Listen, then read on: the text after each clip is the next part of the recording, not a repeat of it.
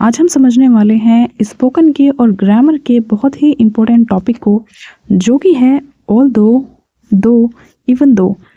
ये जो तीनों वर्ड हैं ये एक ही हिंदी मीनिंग को कैरी करते हैं, जो कि है हालांकि, चूंकि, लेकिन इनमें बहुत ज़्यादा डिफरेंस है। सो इनमें क्या डिफरेंस है, चलिए वन बाय वन करके समझते हैं और किस तरीके से हम इनको यूज़ करेंगे बहुत आसानी के साथ समझते हैं। हमारी the Indian mind translator must use English के नाम से सीरीज चल रही है, जिसके एपिसोड 34 है। इससे पहले 33 एपिसोड कवर किए हैं, जिसमें ऐसे ही कंफ्यूजिंग टॉपिक को कवर किया है। अगर आपने वो एपिसोड नहीं देखे हैं तो आप जाकर देख सकते हैं। द इंडियन माइंड ट्रांसलेटर के नाम से प्लेलिस्ट बनी हुई है, जिसका लिंक आपको डिस्क्रिप्शन में मिल जाएगा।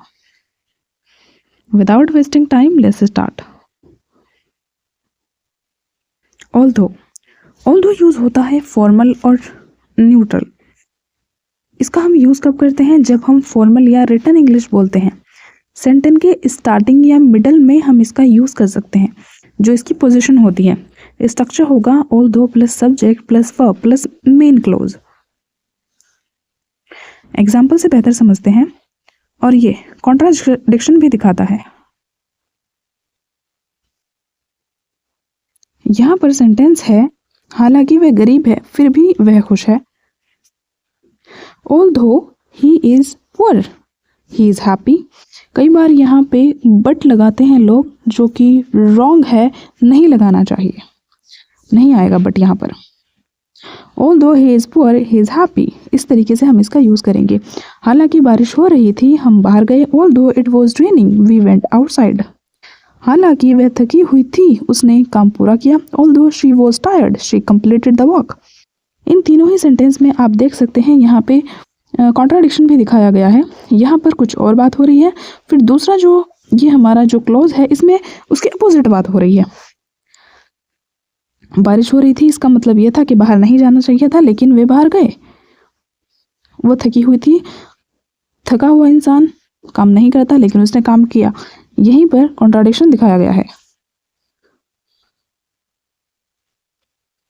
फोर्थ हमारा सेंटेंस है, हालांकि परीक्षा कठिन थी, मैंने पास कर लिया। Although the exam was difficult, I passed। हालांकि उसे डर लग रहा था, वह सच बोली। Although she was scared, but नहीं आएगा, she told the truth। हालांकि समय कम था, समय पर पहुंच गए। इसका मतलब यह है कि हालांकि समय कम था, लेकिन फिर भी हम समय पर पहुंच गए। Although the time was short, we reached on time। तो इन तीनों ही सेंटेंस में आप देख सकते हैं, पहला जो हमारा सेंटेंस है वो कुछ और बात कर रहा है, उसके अपोजिट बात हो रही है दूसरे क्लोज में। और although की आप पोजीशन को समझ सकते हैं कि although हमने सबसे पहले सेंटेंस के शुरुआत में यूज़ किया। बेहतर है कि आप भी इसी जगह पर इसको यूज़ करें। ये तो आपको बता ही दिया कि इसका यूज़ ज़्यादा फॉर्मल या रिटन इंग्लिश में हो रहा है। यहाँ पर इम्पोर्टेंट नोट है, जो मैंने ऊपर भी बताया था कि ऑल्दो के साथ कभी भी बट का यूज़ नहीं होता। अब हम समझते हैं दो को। दो होता है इनफॉर्मल एंड फ्लेक्सिबल। इसका यूज़ हम कब करते हैं, डेली स्पोकन इंग्लिश सेंटेंस के एंड या मिडल में इसका यूज़ होता है। टोन ज़्यादा कैजुअल होता है इसमें। एग्जाम्पल देखते हैं। आप देख सकते हैं इनफॉर्मल स्पोकन इंग्लिश में ज़्यादा यूज़ हो रहा है।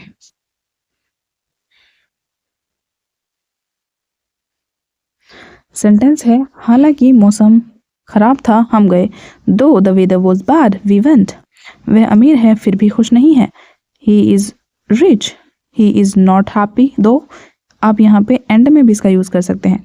मुझे पसंद नहीं था फिर भी मैंने खा लिया। आई डेंट लाइक इट दो आई एट इट। तो यहाँ पे आप देख सकते हैं, यहाँ पे हमने मिडिल में यूज़ किया, यहाँ पे एंड में यूज़ किया, यहाँ पे हमने स्टार्टिंग में यूज़ किया। आप इसकी पोजीशन को भी समझ सकते हैं। हालांकि वह बीमार थी, वह आई। दो he was ill, she came. काम मुश्किल था फिर भी हमने कर लिया। The work was difficult, we did it though. हालांकि उसने मना किया, मैंने कोशिश की। दो ही रिफ्यूज्ड, आई ट्राइड। सो इन तीनों में आप देख सकते हैं कॉन्ट्रैक्शन तो आप देख ही रहे हैं कि हो रहा है, और आप दो की पोजीशन को समझ सकते हैं कि हमने स्टार्टिंग में भी इसका यूज़ किया है, मिडिल में भी यूज़ किया है, और एंड में भी इसका हम यूज़ कर सकते हैं। जहाँ पोजीशन आपको रखनी है वहाँ पर रख सकते हैं।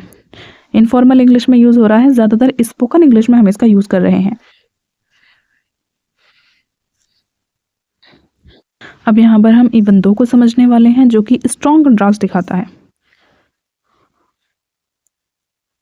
यूज़ कब करते हैं? जब कंट्रास्ट बहुत स्ट्रॉन्ग हो, जब सिचुएशन एक्सपेक्टेड के बिल्कुल अपोजिट हो, और इसका हिंदी मीनिंग निकलता है भले ही ऐसा था फिर भी, इस तरह के इसका हिंदी मीनिंग निकल करके आता है। भले ही वह थका हुआ था, वह काम करता रहा। Even though he was very tired, he kept walking. तो यहाँ पे आप इवन दो की पोजीशन को भी समझ सकते हैं और उसके मीनिंग को भी समझ सकते हैं। कंट्रास्ट तो ये बहुत ज़्यादा दिखा रहा है। भले ही बारिश तेज थी, मैच खेला गया। Even though it was raining heavily, the match was played. भले ही उसे सिर दर्द हो रहा था, उसने शिकायत नहीं की। Even though he was in pain, he didn't complain. भले ही उसके पास पैसे नहीं थे, उसने मदद की। Even though he had no money, he helped. भले ही मैंने मना किया, वह गया। Even though I refused, he went. तो इन सेंटेंस में आप इवन दो की पोजीशन को समझ सकते हैं, उनके हिंदी मीनिंग को समझ सकते हैं, और आप किस तरीके से ये एक स्ट्रॉन्ग कंट्रास्ट को दिखा रहा है आप उसको भी समझ सकते हैं। पहले सेंटेंस में बात कुछ और है, दूसरा सेंटेंस उसके अपोजिट ही बात कर रहा है। यही है कंट्रास्ट। अब यहाँ पर हम कुछ कॉमन मिस्टेक को देखते हैं। जैसे कि मैंने अभी ऊपर बताया था, ऑल दो के साथ कभी भी बट नहीं लगाते। ऑल दो, इवन दो, बट का यूज़ कभी नहीं होगा। करेक्ट होगा although he is poor, he is honest. Even though it was late, we continued. तो यहाँ पर आप देख सकते हैं कि जब स्पोकन इंग्लिश, जब हम इंग्लिश बोलते हैं तब तो हमें नहीं समझ आता, लेकिन यहाँ पर आप देख सकते हैं यहाँ पर कोमा है, तो इस कोमा का आपको स्पेशल ध्यान रखना है। जब आप लिखें तो इस कोमा को ज़रूर लगाएं। यहाँ पे हम देख सकते हैं कि फॉर्मल इंग्लिश में आप ऑल दो का यूज़ कर सकते हैं, डेली टॉक में आप दो का यूज़ कर सकते हैं, स्ट्रॉन्ग कंट्रास्ट को दिखाने के लिए आप इवन दो का यूज़ करेंगे। सो वीडियो कैसी लगी कमेंट सेक्शन में ज़रूर बताएं। क्या आपको दो, इवन दो और ऑल दो का जो डिफरेंस है क्या वो कवर हुआ? क्या आपके भी मन में ऐसा कोई कन्फ्यूजिंग टॉपिक है जिसे आप चाहते हैं कि कवर हो, तो आप कमेंट सेक्शन में लिखकर बता सकते हैं। I will make video on that concept और टॉपिक। आज हमने हमारी सीरीज़ का जो एपिसोड है वो 34 कवर किए हैं। इससे पहले 33 एपिसोड कवर हो चुके हैं। अगर आपने वो नहीं देखे हैं, जो कि ऐसे ही इम्पोर्टेंट टॉपिक पर है, आप जाकर देख सकते हैं। ये सीरीज़ बहुत ही ज़्यादा इंपॉर्टेंट है स्पोकन इंग्लिश और ग्रामर के पॉइंट ऑफ व्यू से, दोनों से, क्योंकि हम जो टॉपिक कवर कर रहे हैं वो दोनों में ही काम आएंगे, जबकि हम पॉइंट स्पोकन इंग्लिश का रख करके कर रहे हैं। चलिए अब कुछ फिल इन द ब्लैंक्स देखते हैं। यहाँ पर है कुछ फिल इन द ब्लैंक्स, जहाँ पर डैश की जगह आपको लिखकर बताना है दो आएगा या बिकॉज आएगा। दो या because it was raining, we went for walk. Comment section में ज़रूर लिखें। He is very tired. He continued walking. Dash though because dash she had no experience. She got the job. तो आपको तीनों में लिखकर बताना है कि क्या आएगा।